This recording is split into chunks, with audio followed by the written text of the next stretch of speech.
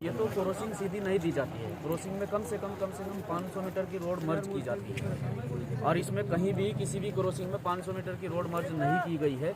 यही मेन कारण है कि डायरेक्ट क्रॉसिंग दे दी गई है। जो ग्रामीण वासी हैं वो अपने गांव से सीधा हाईवे पर चढ़ते हैं और हाईवे पर तेज़ रफ्तार से गाड़ी आती है। तेज़ रफ्तार से गाड़ी जो है उन्हें अपना शिकार बना देती है और फिर वो मौत के घाट उतर जाते हैं। तो ये सबसे बड़ा कारण यही है कि क्रॉसिंग में कहीं भी 500 मीटर की रोड मर्ज होती है, वो 500 मीटर की रोड मर्ज नहीं की गई है। या फिर कहीं क्रॉसिंग होती है तो वो रोड के नीचे क्रॉसिंग होती है, पुलिया बनकर क्रॉसिंग होती है। वो पुलिया भी पूरी तरह से यहाँ नहीं बनी है। और एक मामला और सामने आया है, यहाँ पुलिया थी, पुलिया का आधा निर्माण हो चुका था, लेकिन क्षेत्रीय विधायक प्रणव सिंह चैंपियन जी हैं यहाँ पे, कुंवर प्रणव सिंह चैंपियन जी, उन्हीं के सामने जहाँ मैं खड़ा हूँ अभी बाइट दे रहा हूँ, उनके मेरे ठीक जस्ट पीछे 2 बीघे का उनका एक पट्टा है, ज़मीन है।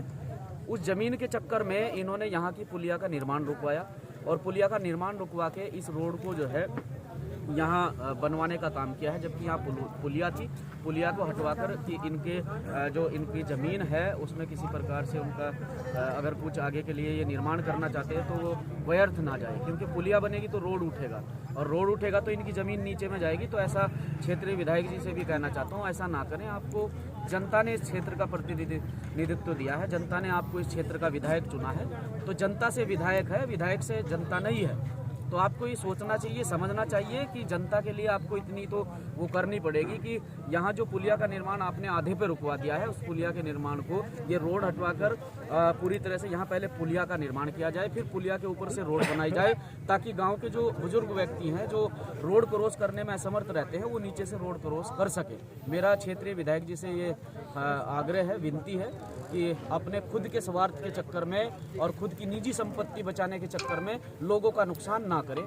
सूर्यास्त के बाद जो है अवैध खनन के डंपर चल नहीं सकते, क्या कुछ कहेंगे इस बारे में? चल रहे हैं। देखिए साहब, ये भारत देश है और यहाँ डंपर तो डंपर सूर्यास्त के बाद ऐसे ऐसे कार्य किए जाते हैं जो पूरी रूप से अवैध है, पूर्ण रूप से अवैध है। ये तो डंपर की बात है, यहाँ तो पूरी तरह से बड़े बड़े खनन चल रहे हैं, बड़े बड़े खनन माफिया खनन कर रहे हैं।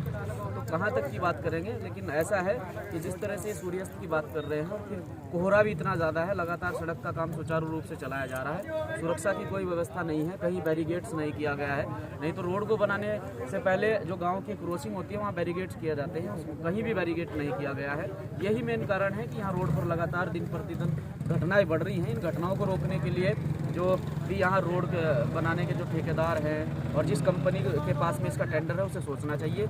नहीं तो यहाँ और एक बात और है, अगर इस पुलिया जो आधे पे पुलिया का निर्माण रुका था, हम ये भी कहना चाहते हैं क्षेत्र के प्रतिनिधित्व करने वाले लोगों को और जो भी सक्रिय लोग हैं कि इस पुलिया को बनवाने के लिए बिजोली वासियों का समर्थन करें। भीम आर्मी का पूरा समर्थन बिजोली वासियों के साथ है। अगर ये पुलिया तत्काल प्रभाव से पास नहीं की जाती, नहीं बनाई जाती, तो फिर जिस प्रकार से माधोपुर में लगातार 1.5 महीना धरना चला था, धरना खत्म होने के बाद वो पुलिया का निर्माण वहाँ पर हुआ था। तो यहाँ 1.5 नहीं, अगर यहाँ 1.5 साल भी हमें धरना करना पड़ा तो हम धरना करेंगे, पुलिया बनवा कर रहे हैं। धन्यवाद।